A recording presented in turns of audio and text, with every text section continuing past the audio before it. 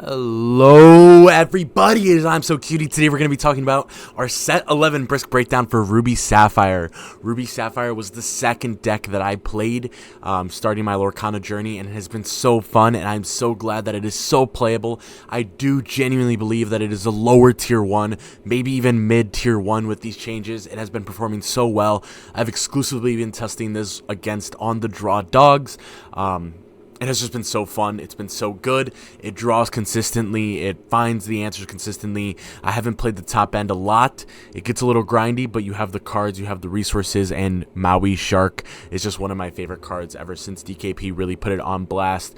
Let's get right into it. This is the list. There's a couple stuff that we've seen, a couple stuff that you would expect in a Ruby Saph list, but this Scrooge McDuck is just absolutely insane. Liquidator has been absolutely insane on the draw. Stabbington has a tech 1. Pete to have a big body to sing stuff and search and scry your entire deck. Scrooge for the green-blue matchup. I love that word. I love the boost. And then this Olaf has been absolutely tearing it up. Being able to find this one of every single time. I might even bump it up to 4, which I'm pretty sure I will. Again, we've been over the expected set 11 meta. Again, this is exactly how I expect it to be. Mulligan isn't actually as threatening as I used to believe it was.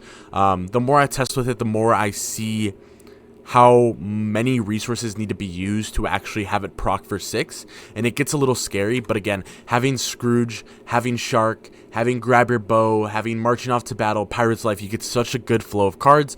The deck just does really well, and I honestly think it has a really healthy matchup against almost everything, except Ruby Amethyst, just because the trading values are a little bit wonkier. But even into Purple Steel, it does hold up really well.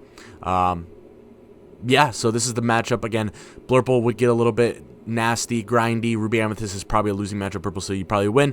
Dogs has been pretty good on the draw exclusively. On the play, obviously, it's kind of just a steamroll because you're just a very strong control deck. So I'm really proud of this deck. I call it Lose Lore, Win More for the finalized version. But again, why did I really want to play Ruby Saph? Ruby Saph has probably one of the strongest control top ends. Obviously, we have Hades Vincenzo, but Vincenzo doesn't guarantee that you're going to destroy something. Maleficent does. Maleficent is a big 2-quester, 7/5, 9-cost inkable. A lot of times, especially since you're inking and filtering through so many cards, you just kind of get there, especially in a blue mirror when they're Hadesing you back. If they Hades your Hades, you ink when you play Maleficent. They Hades your Maleficent, you Hades their Hades. They Hades your Hades, you Hades their Maleficent. Now you have Shark running free. It's just such a good interaction, and Ruby Sapphire is just one of my favorite decks, and something that I really pride myself on breaking, because I really do feel like this deck has been doing really well. The draw has been amazing. If you play Scrooge on curve, and they have not produced anything, maybe questing with their 1-drops or 2-drops, you actually just go into your Grab Your Bow almost immediately, or Headless Horseman that I played with just a little bit, or you play into kind of the idea of green-blue, where you have this Scrooge quest, make them lose 1, draw 1, and then play your Cinderella to filter then even more cards. You're looking at like 3 or 4 cards mathematically, and then after that turn, and after you have so much ink, you play something like Maleficent, Grab Your Bow, Hades, Let It Go, whatever, or challenge with the Scrooge, and then be able to sing this off with one of your other 4-drops, and then be able to draw 2. And the second you have 4 cards in hand, you feel so healthy. I mean, 4+ cards in your hand, especially when you're red, just feels so strong. I did like the addition initially of Sisu and Horseman, but the uninkables were just too much, especially. You do draw a lot, but if you draw too many uninkables in a row, this deck is already at 15 or 16. It does get really frustrating and harder to navigate. The filter is just amazing, especially in decks, again, like Purple Steel or more mid-range decks where they take just a little bit longer to kind of produce their board state. Being able to go Scrooge into Pete is amazing. Being able to even to go Cinderella into Pete to boost him immediately, and then the turn where he's live the quest, you boost him one more time to look at 2. He just looks through so many cards by himself, and he's also a 5/5 that can sing Let It Go and help sing all your other songs. He can also sing Grab Your Bow by yourself. I did want a little bit of stat reduction in this deck, but stat reduction just requires too many cards coming out of your hand to really proc off. So Grab Your Bow is really only for like the mid-range to low-end matchups. But again, there is things like opposing Cinderellas, Clarabelles, Genies, Elsas, Vincenzos, Fresh Namiris, things like that that just already exist with Grab Your Bow getting so much value that you don't really need to play Sapphire Coil or items, and there's just not enough item support like Hiram to really want to go into items, but these two cards have just been absolutely amazing. And again, there's just so much improvement with the Lose lore. Being able to play Develop, Sail, Develop, and then go into Scrooge, and then turn 5 almost be able to fully produce this Olaf for free, by the way, almost guaranteed for free, because you produce Olaf, they lose 2, you have Scrooge, they lose 1. Go into the following turn, go to 7. If you have a second Olaf, play second Olaf. I've been playing with multiple Olafs now over that 1 in the initial list. So Olaf has just been so good. Also a 4/4, 9 cost, can sing anything in your deck for free, can challenge anything for free, and every single time you play him, he loses 2 lore, or they lose 2 lore. So even when it came to really big control battles, Olaf being able to produce this huge body, you lose 2, I'm going to gain 2. I'm a 4/4, challenge me, right? Maui Shark is also just amazing. Maui Shark, everybody knows if you establish 2 Maui Sharks and they pass turn and they're still alive, you're going to hit so many develops into visions into sail into another visions, into another develop, into your pirate's life, and you're winning. You're getting 10 lore per turn. Maui Shark is just such a strong card that a lot of decks just cannot handle, and the only real way to handle the Maui Shark in the meta at the moment is things like Strength, a Bolt in his Strength, an Exertion in ITU, or Hades straight up, and you getting so much ink because of his existence and being cleared like off of Hades is so good, because then you just respond with your top end control that doesn't really need Maui Shark. Maui Shark is just like a secondary win con. Obviously, it's kind of like the primary win con, but at that point, then it becomes your secondary win con, which is just so good. Scrooge McDuck has just been an insane card in testing. Being on the draw 2 dogs and being able to play Liquidator on 1 always guarantees that you take out the 1-drop. If they swing back, you're now blocking 2 more lore from the character that challenged you. And then being able to have Scrooge on curve, every time he quests, they lose 1, you draw 1. You're just accruing so many answers. Again, being able to play like Scrooge, and then maybe you just luckily draw into your Grab Your Bow. You ink, play Grab Your Bow, sing Marching. You draw 2, clear 2. So good.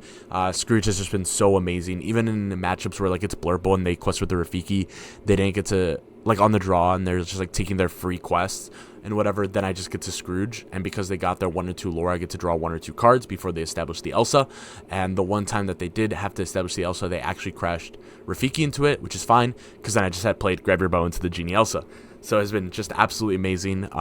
Scrooge really does shine, and he's actually really impressive. Red Blue has been doing pretty good. The one matchup that I have not actually practiced to is Blurple. I did only play 1, and Green Blue I have not played. Green Blue is I didn't play live games. I played ink table games for Green Blue, and it did not feel too bad. But Green Blue is just one of the best control decks. There's just so much hand manipulation that is just super strong. So can't really go like crazy on that or like over teching for that. I did tech Kita at one moment, but it's just not that good. Liquidator is amazing. If they play Daisy on 1 and you have Liquidator on Mull, you play Liquidator. In any deck that you go against, you just play Liquidator. Even if they play Captain Hook, you play Liquidator. They ink or they quest to bait the Calhoun. Okay, take it. You can't produce Strength. I produce Scrooge. I produce Cindy. I produce Maui. You don't have Strength. It's just been super good. Liquidator trades out with everything. Liquidator is a really impressive card, and I'm super happy that they printed this card. It just makes Ruby Saph that much better, because on the play, obviously your control deck, you have so much advantage being on the play, and then on the draw, now you have something that claws you back into the game and makes it feel like you're really interacting with your opponent in a way that we didn't have being on the draw before. So I'm really impressed, and this is much better than Tinkerbell on 1, so I think this really rounds out Ruby Sapphire, especially in this post-rotation world that we are in. Again, something that I highlighted right in the beginning, Maui Shark is just such a good card. Maui Shark is a card that isn't genuinely supposed to challenge most of the time.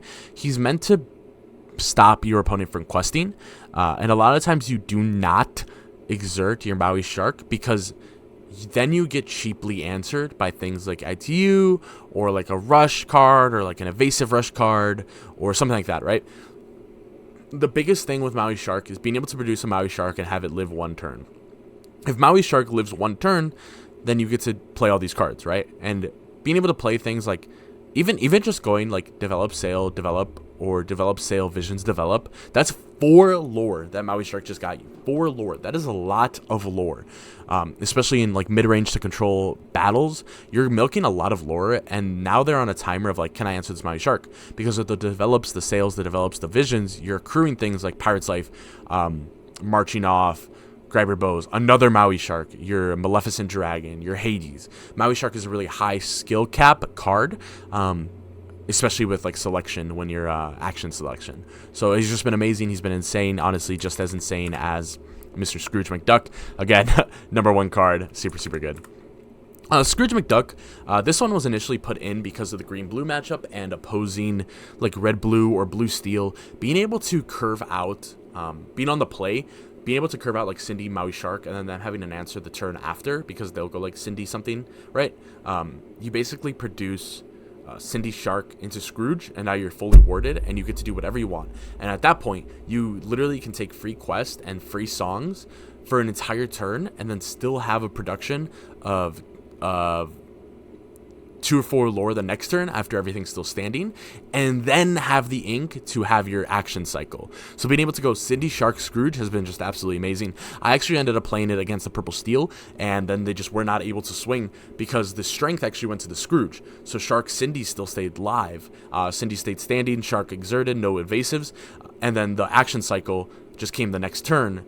They ended up clearing the Shark the next turn, and I got to produce like Maleficent, something like that, you know? And then again, on top of all of this, then you just get to like freely produce Olaf after all of this. So even if they think they're kind of clawing back, then you just milk them down to like 0, and now you're at like 12, 14, and now you have big 2 questers on the board for free, which has been super good. Let It Go has been a little bit lacking. I did cut it down to 1. Obviously, it's super nice to have that extra like removal on the top end, but again, being able to just play the Maleficent Hades has just been amazing. The only time I can see Let It Go being like absolutely game breaking at 4 is if a lot of people get on Ruby Saph, because Let It Go counts would be the difference in like top end control battles. So Let It Go is a little bit lacking at the moment just because of what the meta is at the moment, and it is a song, so it's a little bit strippable by that Ursula that is running around. But again, it's been super good. This is my mulligan on the draw and the play blind. Again, you just want to develop. You want to develop as much as you can. Not like develop your brain, but you want to develop your hand and your deck and kind of filter out your deck as fast as you can, as much as you can. And this line has just been amazing. It's pretty self-explanatory. Again, if you're on the draw, you produce this. You always want to draw. Tipo isn't... Obviously, Tipo is not what you want because it just milks your hand down to too small of a size. Sail is almost always guaranteed to be the best option unless they're playing like some crazy like Ruby Am, right? So like Diablo or Tink. Tink Diablo Sisu, right? Because if it's Tink Diablo Sisu, you want to play Liquidator, not challenge the Tinkerbell. Play Tipo. Tipo takes Tink. This takes Diablo. Now they're only be able to produce Sisu, but at that point you're producing Cinderella Pete, Cinderella Shark, Scrooge Pete, Scrooge Horseman, Scrooge Grab. So it's been really good in that sense. And again, in a game like Disney Lorcana, your hand develops so fast, and having this many cards, these are the key cards in your hand that will help you then find whatever you wish you kept. Like, if you wish you kept Hades because you know it's going to go super far, you will find Hades. I promise you will find Hades. You're looking at so many cards, you will find Hades. It's going to be a great day for you. Like, you're going to find it. Mull on the draw to aggro. This has just been amazing. I did play Stabbington initially. This is not in the final list. I will say that. If you want to up the list or up the counts on Stabbington, cut Pete. That's pretty okay. Pete, in terms of like aggro, doesn't do much. Stabbington was really good at the one of that I was playing him at, especially when I found him. I was like, oh, I wish I had 2, because I could go like Scrooge, draw, Stabbington, like 2 following turns, milk so much, sing Pirates, sing Grab.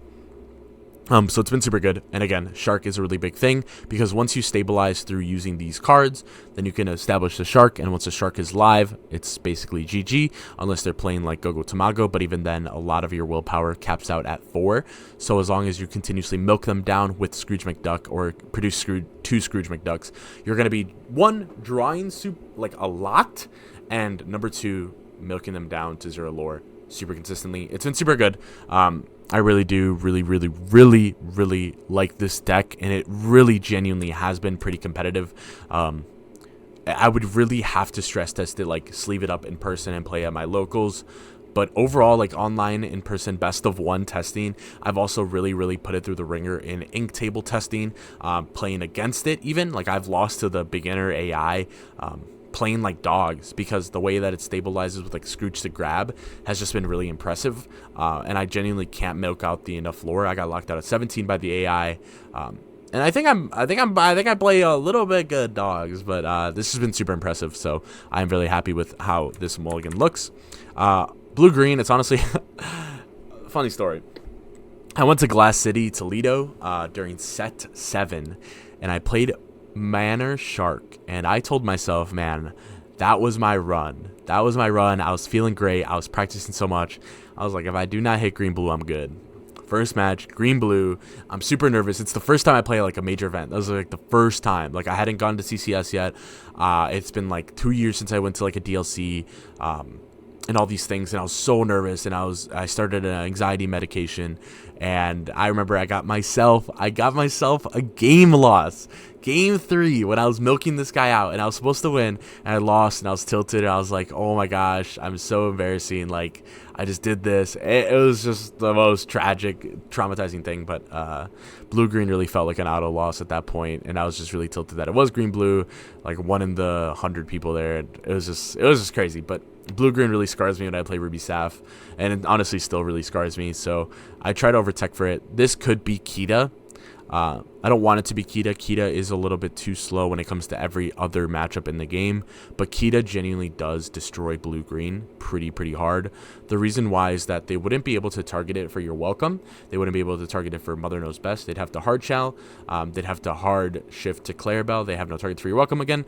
They'd likely hard opt into Bend, and if they have it, Kita has just now set up Maleficent or Hades at the top of the deck to repeat and go to the Clarabelle, and now they have no draw engine. They're down to like 2 or 3 cards, and your guys are both playing the top end deck, and you just seem to have a lot stronger top ends. And that's why I put Scrooge in, to be like kind of a little mimic, but he himself does not have ward, so it hasn't been like super impressive against that match.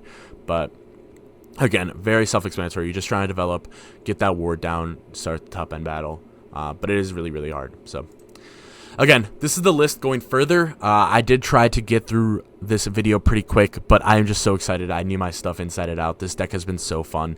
I'm just really having a lot of fun with this deck. Olaf, I did bump it to 4. I've been testing with 3, and it's actually been pretty consistent just because it is inkable. And the amount of times that you like go develop to sail to develop, that's 3 in the grave.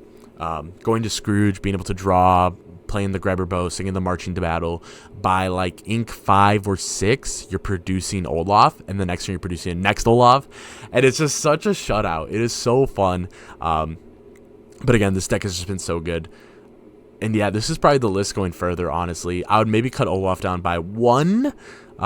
Probably Scrooge. I don't know. Scrooge is like so hit or miss for me. Sometimes he just swings the board state so good. Sometimes he really doesn't. But overall, this list has been really good. I'll post the link in the description for sure. But yeah, thank you guys very much. I hope you guys take Ruby Saph to the next level. Again, this is just a shell, and this is just from my experience playing best of one on Lorcanito and a bunch of ink table games, and kind of just theory crafting on top of that. It's really all just how much can I play during this beginning set to really see what I can break. Ruby Saph has just been amazing. Again, I really would put it in like a mid tier 1 or low tier 1, but it is super competitive. It is super fun. Let's hope that somebody like DKP sees this video, or give me some pro that's like, oh dude, this guy's a good idea, but this deck sucks, let me make it really good. Dang, if you do that, man, I'm good with that too. So thank you guys very much for tuning in, and I will see you guys for the next one.